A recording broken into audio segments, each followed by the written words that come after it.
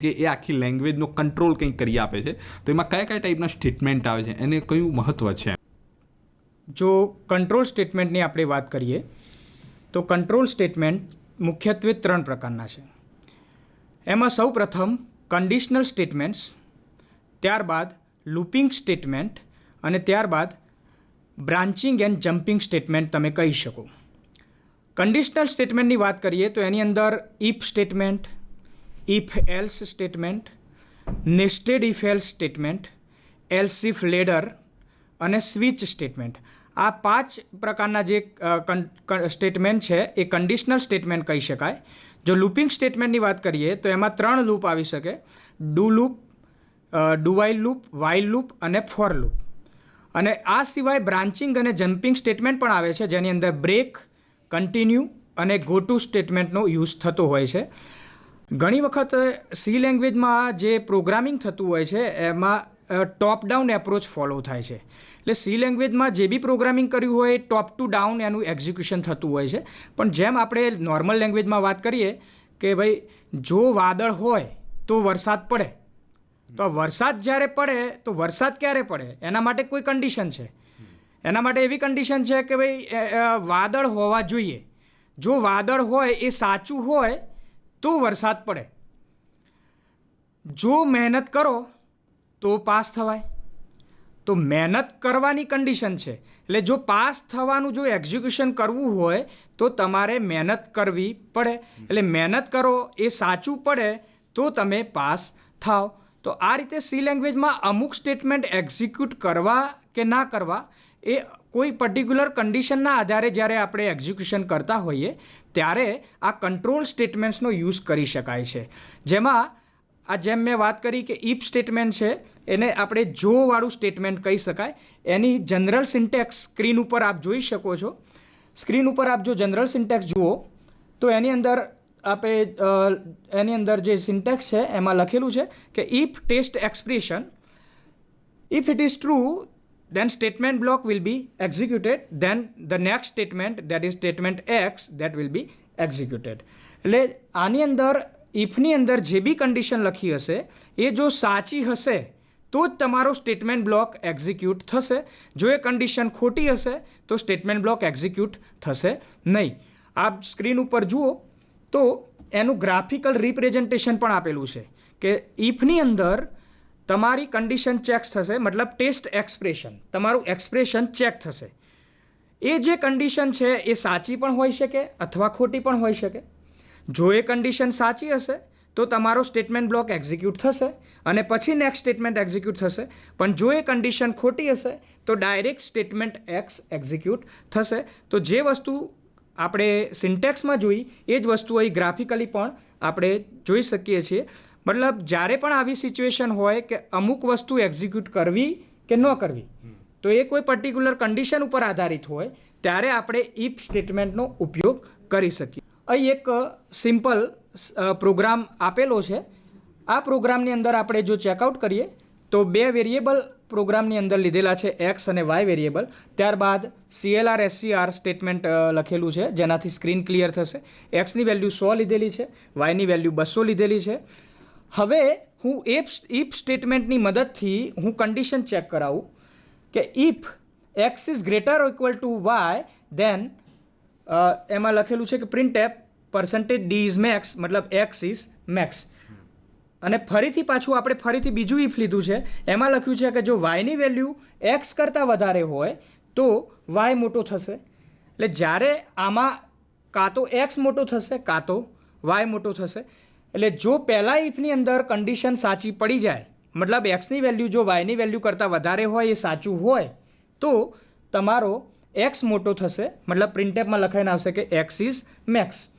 નહીતર આપણે બીજી ફરીથી ઇફની ચેકઆઉટ કર્યું છે કે જો વાયની વેલ્યુ એક્સ કરતાં મોટી હોય તો પછી વાય મોટો ગણાશે. અહીં એક્સની વેલ્યુ 100 છે અને વાયની વેલ્યુ 200 છે. એટલે જ્યારે પહેલાં ઇફની અંદર આપણે ચેકઆઉટ કરીશું તો કન્ડિશન ખોટી પડશે, કેમ કે 100 200 કરતાં મોટા છે એ ખોટું પડશે. એટલે એક્સ મોટો થશે નહીં. એટલે જે પ્રથમ પ્રિન્ટેપ છે એ એક્ઝિક્યુટ થશે નહીં કેમ કે કન્ડિશન ખોટી પડશે.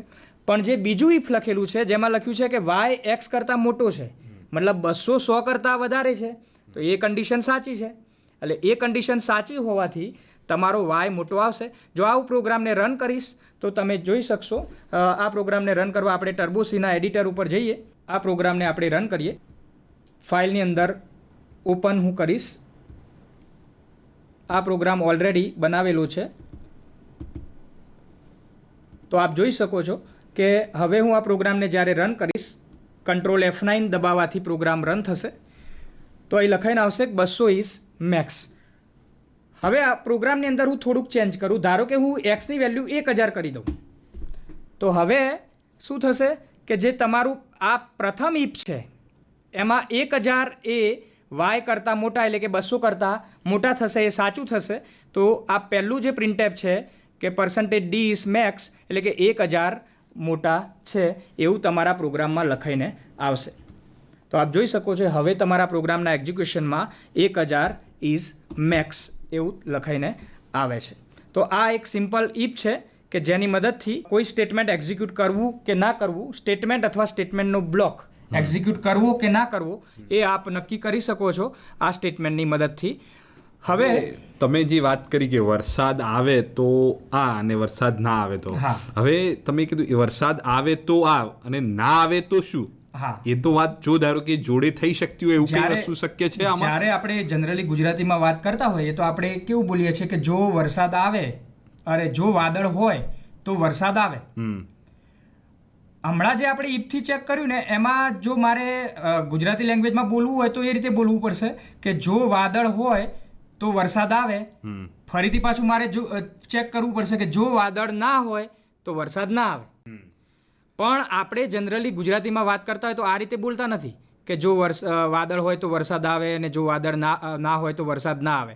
આપણે શું બોલીએ છીએ કે જો વાદળ હોય તો વરસાદ આવે, નહીતર ના આવે. હા, તો એવું કંઈક આ વસ્તુની અંદર ગુજરાતીની અંદર જેમ આપણે વાત કરીએ છીએ એમ આમાં કોઈ એવી સુવિધા ખરી? હા, એટલે આ જે નોર્મલ ઇફ છે એમાં ખાલી જોવાળા સ્ટેટમેન્ટ જ આપણે ચેક કરી શકીએ છીએ.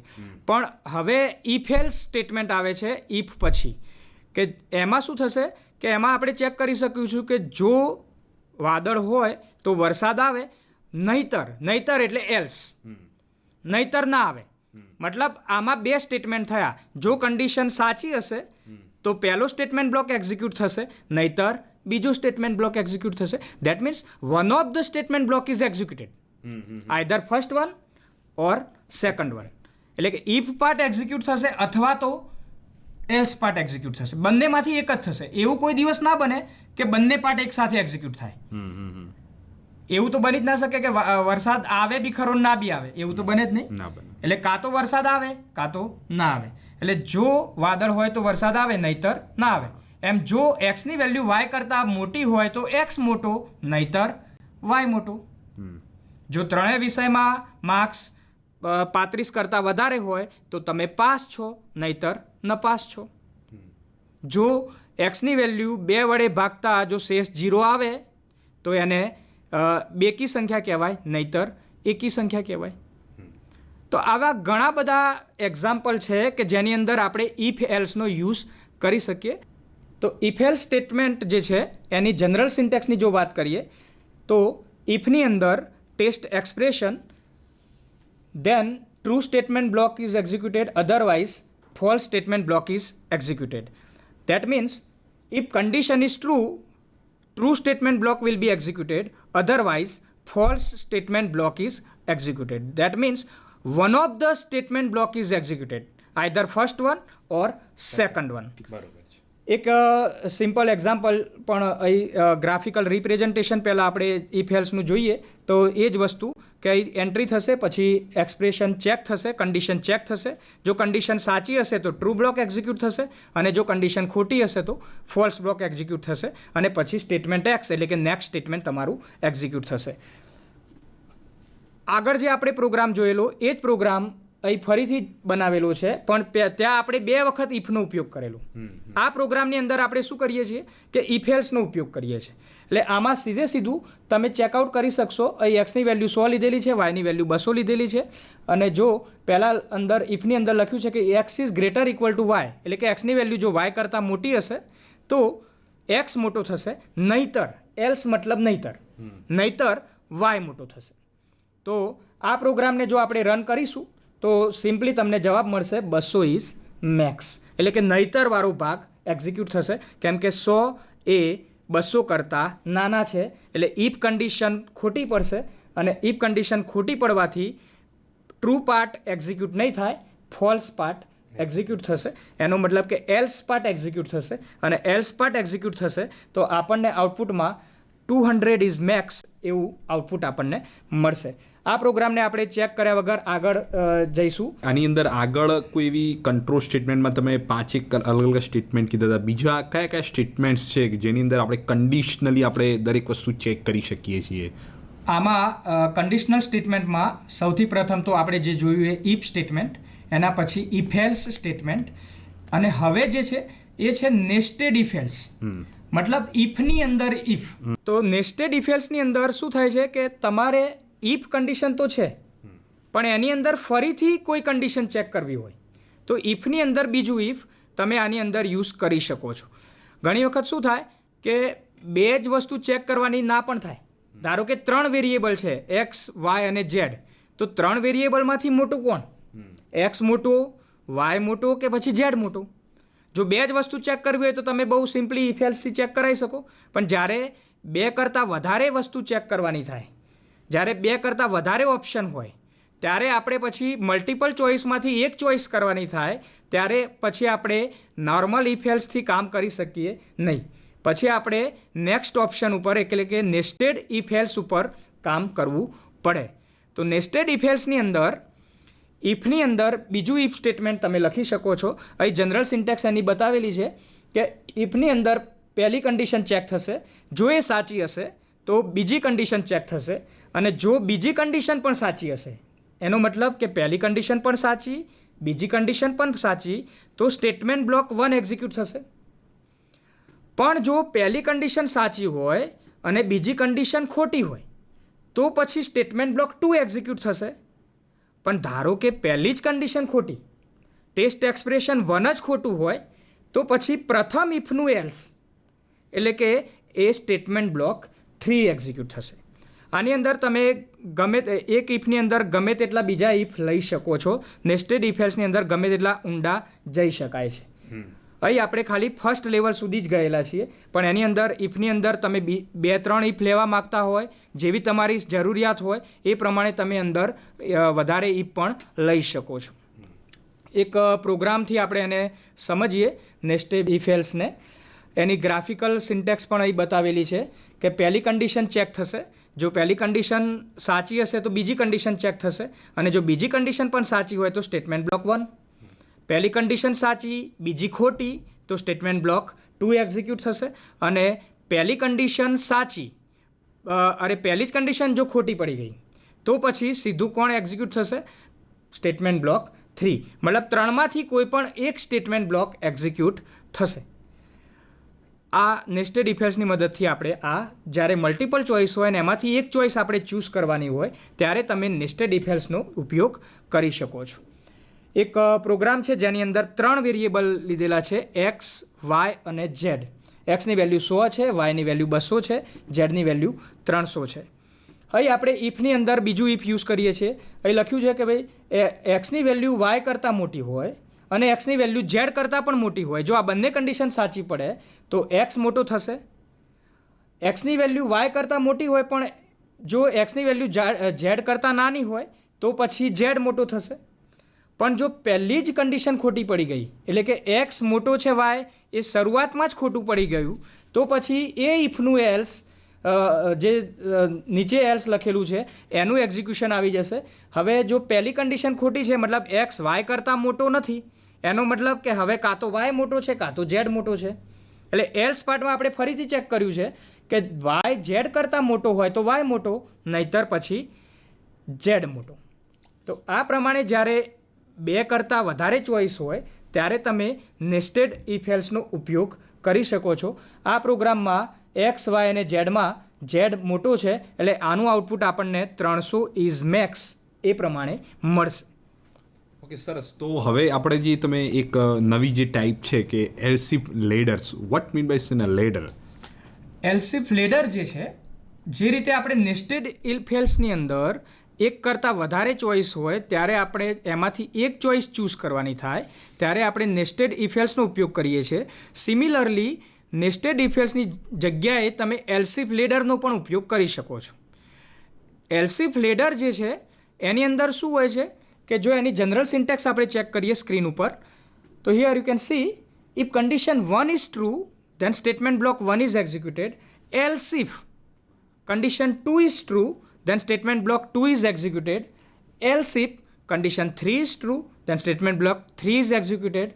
And if all the conditions are false, then the default else part is executed. ગુજરાતીમાં વાત કરીએ તો જો કન્ડિશન એક સાચી હોય તો પહેલો સ્ટેટમેન્ટ બ્લોક એક્ઝિક્યુટ થશે એલ્સ ઇફ નહીતર જો. એલ્સિફ મતલબ નહીતર જો, એટલે કે જો પહેલી કન્ડિશન સાચી નહીં હોય તો એ બીજી જ કન્ડિશન ચેક કરશે કે નહીતર જો કન્ડિશન 2 સાચી હશે તો સ્ટેટમેન્ટ બ્લોક 2 એક્ઝિક્યુટ થશે, નહીતર જો કન્ડિશન 3 સાચી હશે તો સ્ટેટમેન્ટ બ્લોક 3 એક્ઝિક્યુટ થશે, અને જો બધી જ કન્ડિશન ખોટી હોય તો પછી છેલ્લે એલ્સ પાર્ટ તો એક્ઝિક્યુટ થવાનો જ છે. One of the statement block is executed, only one. જ્યારે મલ્ટિપલ ચોઈસ હોય ને એમાંથી એક ચોઈસ તમારે કરવાની હોય ત્યારે તમે આ એલ્સિફ લેડરનો ઉપયોગ કરી શકો છો. અને એલ્સિફ લેડર એટલા માટે કહેવાય છે કે આનું જ્યારે તમે ગ્રાફિકલ રિપ્રેઝન્ટેશન જુઓ છો તો એક સીડી જેવો આકાર બને છે એમાં. એટલે સીડી જેવો આકાર બનતો હોવાથી આને આપણે એલ્સિફ લેડર કહીએ છીએ. અહીં તમે ગ્રાફિકલ રિપ્રેઝન્ટેશનમાં જોઈ શકો છો કે પહેલાં ટેસ્ટ 1 થાય છે, એટલે કે કન્ડિશન 1 ચેક થાય છે. જો એ કન્ડિશન સાચી હશે તો સ્ટેટમેન્ટ બ્લોક 1 એક્ઝિક્યુટ થશે, પણ જો પહેલી કન્ડિશન ખોટી હોય તો પછી નેક્સ્ટ કન્ડિશન ચેક થશે. જો બીજી કન્ડિશન સાચી હશે તો સ્ટેટમેન્ટ બ્લોક 2 એક્ઝિક્યુટ થશે, અને જો બીજી ખોટી હશે તો પછી નેક્સ્ટ કન્ડિશન ચેક થશે, અને એ જો સાચી હોય તો સ્ટેટમેન્ટ એન એક્ઝિક્યુટ થશે, અને જો બધી જ કન્ડિશન ખોટી હોય તો પછી એલ્સ પાર્ટમાં જે ડિફોલ્ટ સ્ટેટમેન્ટ છે એ એક્ઝિક્યુટ થશે, અને ત્યારબાદ તમારું સ્ટેટમેન્ટ એક્સ એટલે કે જે નેક્સ્ટ સ્ટેટમેન્ટ છે એ એક્ઝિક્યુટ થશે. આપણે જે હમણાં એક પ્રોગ્રામ ચેકઆઉટ કર્યો કે 3 વેલ્યુમાંથી મેક્સિમમ શોધવો હોય તો જે રીતે એમાં નેસ્ટેડ ઇફ એલ્સનો ઉપયોગ થઈ શકે એ જ રીતે એનો એ જ પ્રોગ્રામ આપણે એલ્સિફ લેડરની મદદથી પણ કરી શકીએ. આ પ્રોગ્રામને આપણે જો ટર્બોસીના એડિટરમાં ચેક કરવું હોય તો આપ જોઈ શકો છો કે આની અંદર 3 વેરિયેબલ છે, એક્સ, વાય અને ઝેડ. એક્સની વેલ્યુ 100 છે, વાયની વેલ્યુ 200 છે અને ઝેડની વેલ્યુ 300 છે. અહીં આપણે પહેલાં ચેક કરીએ છીએ કે જો એક્સની વેલ્યુ વાય કરતાં